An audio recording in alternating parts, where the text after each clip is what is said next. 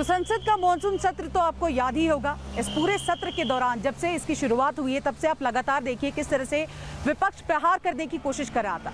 जंतर मंतर पर जो प्रदर्शन हो रहा है उस पर भी विपक्ष पहुंचा और आप देखिए पीएम हाउस तक जाकर उन्होंने किस तरह से आंदोलन किया। लेकिन ऐसे में सवाल ये खड़ा हो जाता है कि जिस चीज की मांग बच्चे कर रहे थे, हम ये नहीं कहेंगे कि विपक्ष कर रहा था, उसको अब मान लिया गया है। धर्मेंद्र प्रधान का इस्तीफा दे दिया गया है। अब इसके बाद देखना होगा कि सोमवार को जब संसद में एक बार फिर से सभी सांसद पहुंचेंगे, मॉनसून सत्र की शुरुआत होगी, तो उसके बाद सरकार जो वज्रपात विपक्ष पर करने वाली है उसके बाद क्या कुछ होता है। एक रिपोर्ट इसके लिए हमने आपके लिए तैयार की है, ये देखते हैं।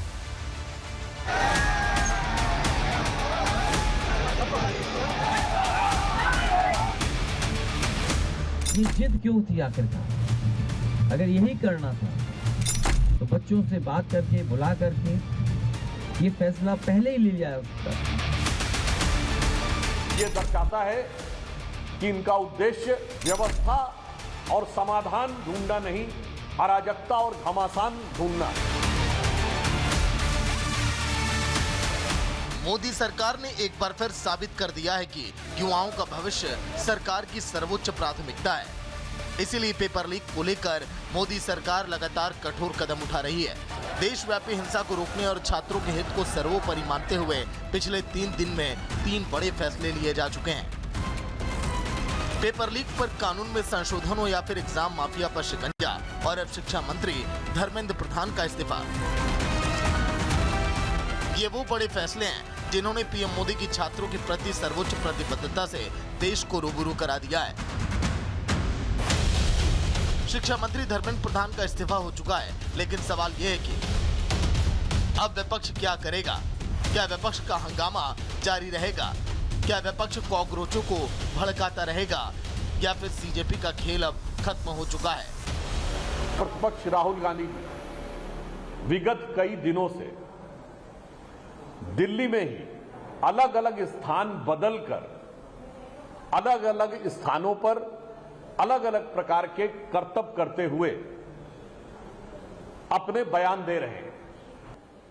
आप दिल्ली में भिन्न भिन्न स्थानों के ऊपर भिन्न भिन्न प्रकार के भड़काऊ बयान देते हुए दिखाई पड़ रहे हैं, मगर संविधान के द्वारा निर्धारित स्थान संसद पर चर्चा से भाग रहे हैं।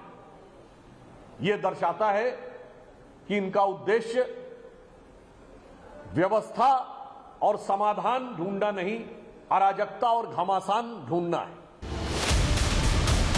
जिस पेपर लीक पर कॉकरोच और समूचा विपक्ष हंगामा कर रहा था, उस पेपर लीक पर सबसे बड़ी सख्ती का ब्लूप्रिंट सोमवार को देश के सामने आ रहा है।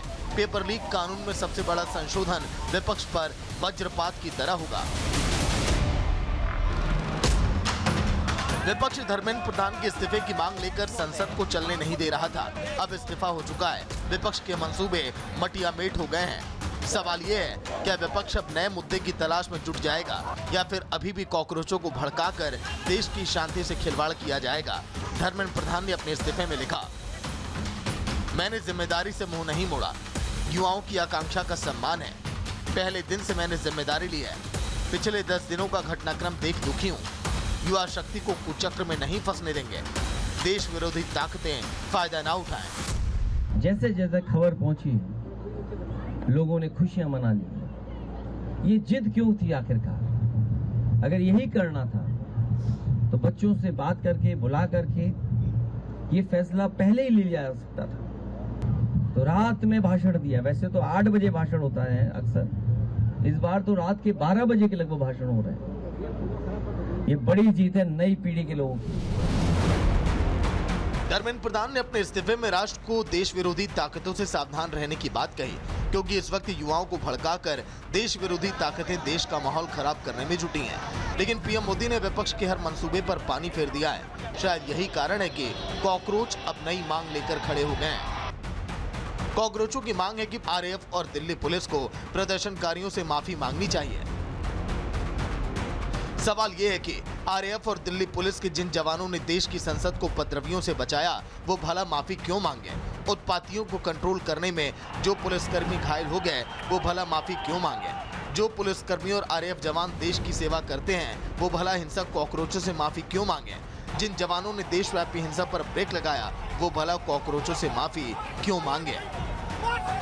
Bureau report, Republic Bharat.